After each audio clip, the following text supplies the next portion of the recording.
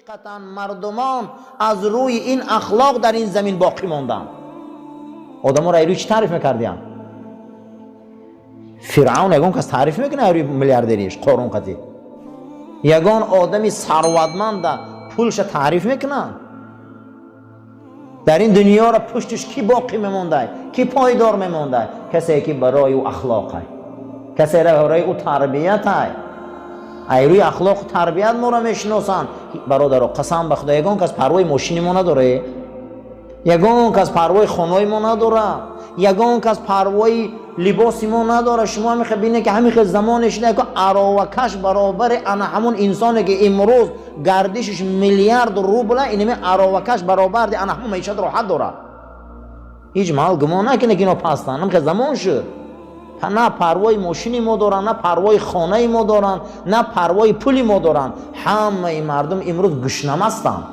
یعنی که گشنه نه که مست میگرده کجا، لیکن همه امروز تشنه اخلاق ما. امروز آدمی به اخلاق کمه، آدمی به اخلاق به حد کم ماند. من همی جامعه دگرده کجا ماند آدمی به اخلاق؟ ما باید اخلاق برای مسلمان شرطه. در نظر هیچ کن نمیتواند که تلفنی ما، در نظر هیچ کن نمیتواند کار و پولی ما. به نام خدا میگم ما در دری جمعیت میگردیم، مردم پروای چیزی ما ندارن. اما آدمی به اخلاق و به تربیت مردم تشنه شد. این دنیا را پشتش راست شد، باقی ماند به اخلاق نیک. و این هم ذهبت، اگر اخلاق از بین رود، اگر اخلاق از بین ویران شود، اگر تربیه از بین گم شود، ذهب و برادر این جامعه قشاق میشه و همه ایچه بین میرفته. امروز نه آرامی مونده برای ما، نه صلح مونده برای ما، نه ثبات مونده برای ما، نه حرمت مونده برای ما، نه عزت مونده. ریشش ای بد اخلاقیه، ریشش ای بد اخلاقیه. نه نگویم ما ایقا آیله ها پاش میخورن، ایقا انسان ها، ایقا فرزند ها یتیم میمونن. ریشش ای بد اخلاقیه. آخی پدری را ریشش ای چیه؟ آخی مادری را ریشش ای چیه؟ همه ریشه همینا رو پرسی همش ای چیه؟ ای بد اخلاقی. برای همین جامعه ها پاش میخورده، کلید میشده. خوب امروز به مهری زیاد شد، خوب به محبتی زیاد شد، خوب به حرمتی زیاد شد. هست یا نه؟ اخلاقمون ضعیف شد. رابعا چهارم، الخلق الحسن من اعظم القربات و اجل العطایا والوهبات. چهارمان اخلاق نیک از بزرگترین نزدیک شدن و بهترین عطای خدا بوده و بهترین هدیه الهی بوده که خدا برای آدم میداده و بهترین درجه بوده که آدم به خدا نزدیک میشده. حدیث امام ابو داود روایت کرده است، امام ترمذی روایت کرده است. حدیث صحیح گفته امام ابو داود: ما شیء اثقل فی میزان المؤمن یوم القیامة من خلق الحسن فإن الله لیبغض الفاحش البذیء. اینا نوام حدیث خوندیم که یگان چیز وزن‌تر در ترازو روز قیامت گفته رسول اکرم ای اخلاق ندیدم، ای نمازم وزن بودم اخلاق. یگان چیز گفتم وزن‌تر ای اخلاق ندیدم و دیدم که خداوند آدمی بدزبان دشمن اعلان کرده. آدمی بدزبان کی بوده برادرها؟ دشمنی خدا. حدیث امام ابو داود روایت کرده بوده است. خامساً پنجم، الخلق الحسن یدرک المسلم به درجه الصائم القائم. پنجم درجه اخلاق همین بوده است که انسان برابر شب نماز میخواندگی ها و روز روزه میگرفتگی های نفل اجر میگرفته. حدیث امام ابو داود روایت کرده است و حضرت امام ابو داود با این حدیث صحیح گفتیم: ان المؤمن لیدرک بحسن خلقه درجه الصائم القائم. حقیقتا مسلمان به اخلاق نیک میرسد برابر شب نمازخوانها و روز روزگیرا. من آدم روز روزه نفل میگیره، شب نماز میخونه 100 رکعت 50 رکعت، یا آدم تربیه دینی داره، این برابر همو ثواب میگرفته. دیدیم برای همین اخلاق چیزی مهمه برادرها. اخلاق بسیار، اخلاق تأثیر داره آدم ده. و حتی که در کتاب بعد رو شروع باشه شرح حافظ میبیاره نقل میکند که هر کسی که اخلاق بد داره دلالت میکنه گفته از مادری بد. اخلاقای بد، زبانای بد که دلالت میکنه او چه آدمای افلاسن. کسی که زبانی بد داشته، اخلاق بی‌زیب داشته، مادری و آدم خوب نبوده است. خیلی بحثای کلام میکنه. کسی که اگر اخلاقش بد میشده کو اخلاقی بد، زیرا که این میگفته از همون مادری بد شیر خوردگه و مادر خوب نیست. معلوم است که اون مادر افلاس است. با دلیل میبیارن چندین بزرگارا، حتی بعد همینجا آوردن میگیره که از مادرای بد کی بعد چنگیز خان، حتی مادر چنگیز خان رقاصه بوده است. از همون خیلی آدمی ظالم به دنیا میبیاد. از آدمایی که اخلاقای بد دارن و یا مادراشون آدمای آلودن، مادراشون آدمای خوب نیستن، یگان آلودگی دارن. زیرا که یک از ولیهای خدا روایت میکنن که قاضی عراق بوده است، یک روز نماز جمعه ده بچهش میبیه و به یک سیم میخچه چوب قطی 4-5 تا مشک آب شکاف میکنه، آبا میریزن میرن.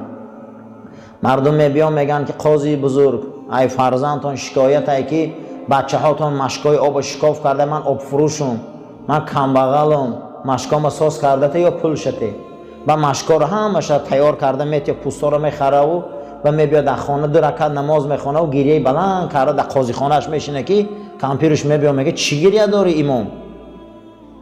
گفته 2 رکعت نماز خواندم، گریه هم برای همینه که عمیق کمبودیم فکر میکنم، نمیدونم کجا در کمبودیم، نفهمیدم. گو همین روز هم پسر بچه ما گفت 5 تا مشک آب یک آدم شکاف کرده. من همین کمبودی همین فکر کرده استم که من چی کمبودی کردم که جوابش گرفته استم. که مگه زنم هم خیلی نگاه کرده گفت کمبودی در تو نیست. گفت قاضی بزرگ، شوهر بزرگ، من کمبودی دم من نای. گفت چی خیل؟ گفت وقتی من حامله دار بودم یک کاسه شوربا گرفتم خانه همسایه هم گذاشتم. ای بند اناراش دیدی؟ او بر آمدن ده سرتاری که ده آدم حامله دار ده انار ترش میفوره، اناراش غوجیده 4-5 به همون خارا شکاف کرده آبش نوشیدم، جوابش فرزندم گرفتم. یعنی فرزندای بعد، زنی بعد، دختری بعد، انمی بچه‌ای بعد، مردی بعد ایراد دانی که مادرش بده، مادری بگن آلوده وقتش ده یک انار ناپرسیده آبش نکیده جوابش بچه‌ش گرفته. برای این بزرگا در کتاباشون می آوردن که شما این مسئله احتیاط شوه که همه حاصلای بعد از مادری بده. مادر آدمای خوب نیستن. کسی که آدم خوب نیست در جامعه، آدمی با اخلاق نیست، دانه که برادرها از روی بد اخلاقی از مادر میگذشه آدم ده. سادساً ششم الخلق الحسن خیر من الدنیا و ما فیها سبحان الله. حدیث دوم روایت امام احمد بوده است، در جامع صغیر روایت کرده، حدیث صحیح بوده. اخلاق نیک و تربیه نیک از دنیا و تمام دنیا را باشنده و ثروتش بزرگ بوده. حدیث از همین جهت جناب پیغمبر برای عبدالله ابن عمرو گفت 4 چیزی هست که هر وقت در تو باشه یا تو در او باشی، این نقض دان که از همه دنیا را قطعی تمام گنجینه هاش در پیش همین 4 چیز هیچ چیه. گفت چیه حضرت؟ گفت یکم حفظ و امانت مردم بازگردانده. کسی در اگر امانت میمونه امانت بازگردان، و صدق و حدیث در گپت ایست، و حسن خلیق اخلاق نیک، و عفت فی الطمع پاک دامنی در تمام کار، در تمام طمع تمام مشکلات میبیا. بالای سر رو من این مجده به زن میمانی، زنها به شو میمانن، بالای سر افتا میبیا، بالای سر چی روزانه میبیاید تا حلق تقتی پایانت باید بالا کنید تا پاکیزگی نشان دهی. اگر کسی انا همین داره گو همین خصلت ای همین سیاره انا کار برای بزرگه.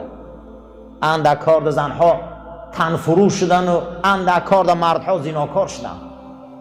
من ندارم یا این اندک دنیا مردکا دمیتی حرام خور شدن و پلید خور شدن، اندک کشادی میتی زنها به حیا شدن و به سطر شدن. میگه اگر این خصلت نباشه ای کجا میگم اینو اخلاق پیدا میکنن. این 4 چیز در تو باشه. گو عبدالله پسری عمر انا می 4 خصلت یا تو در یک همین ها باشی یا یک همین ها در تو باشن، ای همین دنیا را قطعی دارنده هاش و سرمایش همین خصلت ها بالا. فضل خدا قدی با فردا دیگر علامت های اخلاق صحبت میکنیم، دعا میکنیم خدای ما را اهل اخلاق گردان، ما را اخلاق محمدی در نصیب شدن در و در آمدن و شامل شدن در نصیب گردان. از سبب نادانی پیرو و نفس حیوانی شیطانی خدای ما گناه های زیاد کردگیم، ما جنایت های زیاد داریم، لیکن از رحمت تو امید داریم. گناه های ما را بخش، این مسجد آباد و زیبا نگه دار، الفت و مهربانی یکدیگر دوستداری را در قلب ما جا گردان. اللهم ربنا آتنا فی دنیا حسنه و فی الاخره حسنه و قنا عذاب النار. آمین یا رب العالمین. صفا را راست گیره و تلفناتان خاموش کنین. سه پیغمبر انطاکیه و مدائین آمدن، مردم را دعوت کردن، مردم پیغمبرها را به سنگ و چوب زده سر کردن. این پیغمبرها از تپه بلند رفتن یا نگاه کردن و دعای بد کردن سرزمینه. ناگهان یه مرد از بین همون شهر دوید، گوی مردم بیای گو اینا پیغمبرای خدا پیوست شوه. این بین که از بین همون قوم گمراه، شهر گمراه با یک کس خدا جدا کرده بود. خداوند از میان کافر مسلمان خلق میکنه، از میان مسلمان به ایمان. و همین برادرو خدای ده ظلم و جبر نمیکنه، نیت ها و اختیارا بده. می آدم نیتش بده، نمی بیایه دور میگرده که دور شده میره. یا آدم نیتش خوبه، آمدن میگیره همین اصلاح میشه، خوب میشه میره تا ای قفای هدایت نشه، هدایت نمیابی. همین نیت های خوب کرده، طهارت کرده، خدای هیچ محل به اجر نمیمونه. من آمده میگه که همه این ای خدمون هیچی نداریم. ما رنگ ما امروز هزار آدمه که در فسق عصیان گشته، رنگ ما هزار آدمه که امروز در افلاسی گشته، رنگ ما هزار آدمه که امروز در جنایت گشته. الحمدلله که ما را خدا لایق دیده که این ساعت در خانه ششتیم. هزار با شکری الله. روزهای جمعه ما درس اخلاقیات داریم. ما کتابی را درباره اخلاق رسول از دیدگاه قرآن و سنت به میان ماندگی بدیم. المبحث الثانی، مبحث دوم و بحث دوم، فضائل الخلق الحسنی، درباره نشانه های نیک اخلاق خوب. همه اخلاق خوب چی نشانه داره؟ هرچی بخدش فیض داره، هرچی بخدش چی داشته؟ فیض. شما از آدم خوب فیض میگیری، ای آدم بد فیض گرفته نمیشه، ای وای فیضی بد میگیری. یکی از صحابه های رسول اکرم صلی الله علیه و سلم حدیث در امام مسلم روایت میکنه که من بالای اسب سوار میشدم، دلم میشورید، هیچ بالای اسب سوار شدن نمیتونستم. یه روز پیش پیغمبر خدا آمدم که حضرت یک اسب بازار خریدین و من امر کردن که سوار شو. من گفتم حضرت من دلم میشوره، من بالای اسب برام میپرتم. اگر شما امروز آدما رو دیدگی باشه در ماشین سوار شدن نمیتونن، بسیار آدما دلشون میشوره.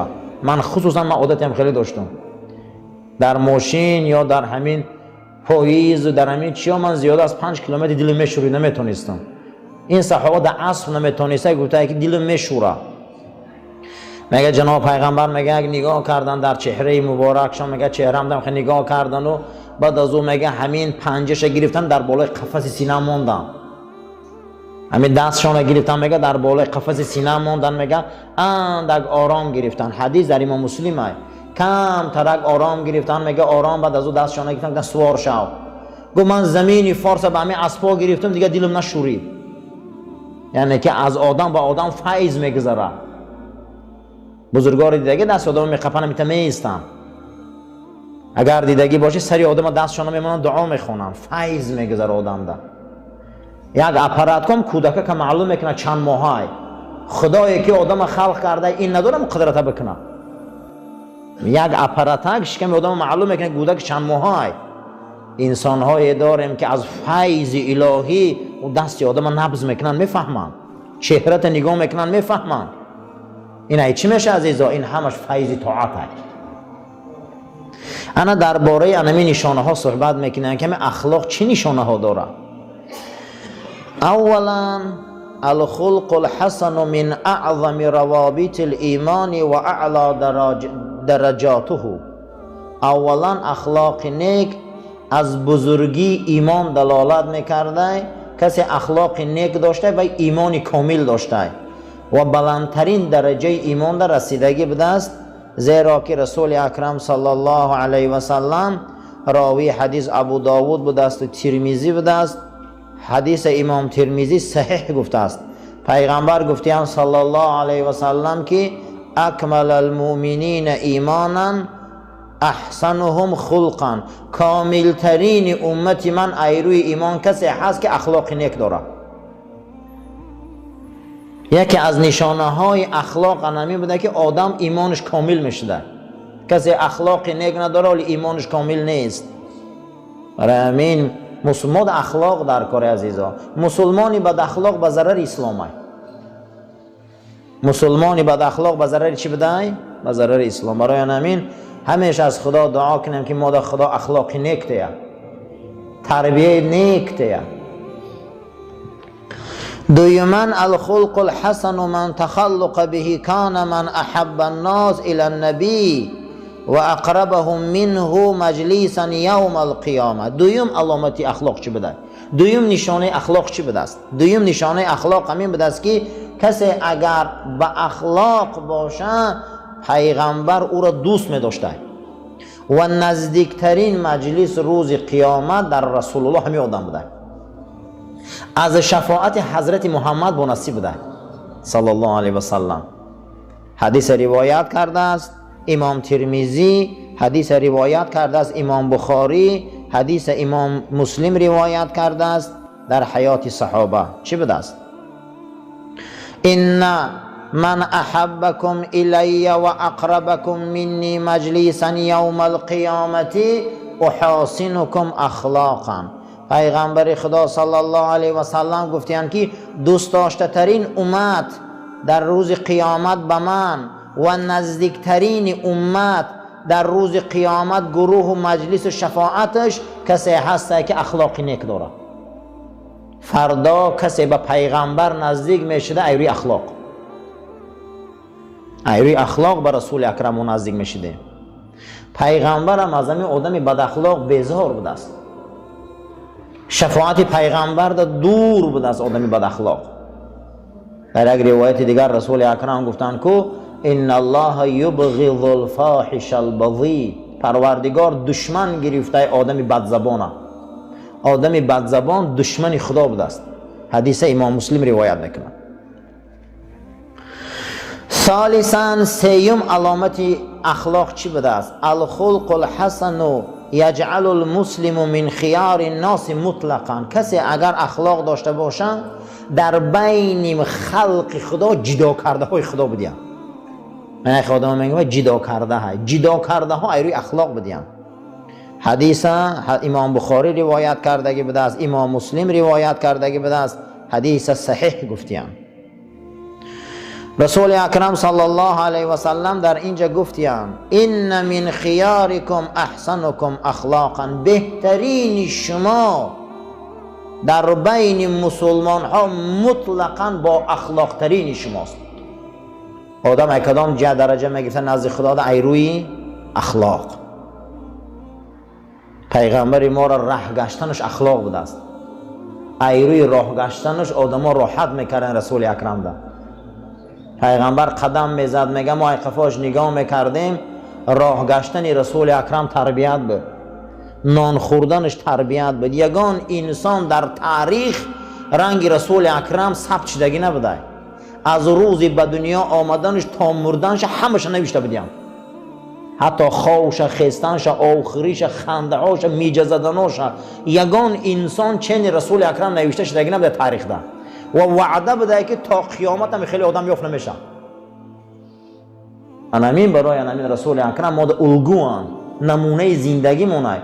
ما ده چیکار کن نمونه زندگی را یک کس دیگه میگیریم که آدم در زندگی و مثال میبیارن. و نمونه زندگی ما حضرت محمد است صلی الله علیه و سلم. ده چیکار کن یک روشن فکر، یک تاریخچی، یک پلیتولوگ، یک فیلسوف کیم چی گفته خامران ارسطو این گفته، بقراط این گفته، سقراط این گفت. الگوی نمونه من حضرت محمد است صلی الله علیه و سلم. دیگه چی لازم همین دنیا؟ هیچ کس در زندگی مثال نبیاره غیر رسول اکرم. خدا میگه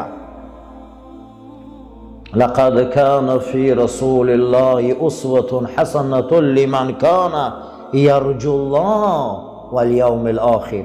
کسی میخواه که فردا خدا قطی واخره و قیامتش آباد باشه، کاپی زندگی را ای حبیبی من گیره. تمام دیگه. برای هیچ کس در زندگی تو مثال نبیاره فلانی این کرد و فلانی این ماند و فلانی خیلی فلانی خیلی. الگوی زندگی ما حضرت محمد است. برای همین خواهی که آباد شوی و خواهی که زندگی دراز شوی و خواهی اخلاق دراز شوی، از رسول اکرم مثال بیار. تمام دیگه اینده چیکار داریم ما؟ دیگه اینده چیکار؟ یگان تایی این برای ما نمونه شده نمیتونه. برای چی نمونه شده نمیتونه؟ قرآن میگه اطیعوا الله و اطیعوا رسول. اطاعت من نکنه، اطاعت رسول مکنه. بعد از اون میگن چی باخی اطاعت دیگه آدم نکنیم، اطاعت رسول شکنیم. رسول الله یگان بار جنایت کردگی نبوده، یگان بار پیغمبری ما گناه کردگی نبوده. حتی قرآن میگه لا ینطق عن الهوا، زبان رسول اکرم جنایت کردگی نبوده. یعنی زبان رسول الله یگان بار گناه نکردیم. ما داریم هم آدمی که زبانش گناه نکرده باشه، ما چخیل خفای وی روون. آدمی که زبانش گناه داره، ما چخیل خفای وی روون. ما باید اخلاق و تمیز و ادراک مانه همیشه از رسول اکرم گیریم.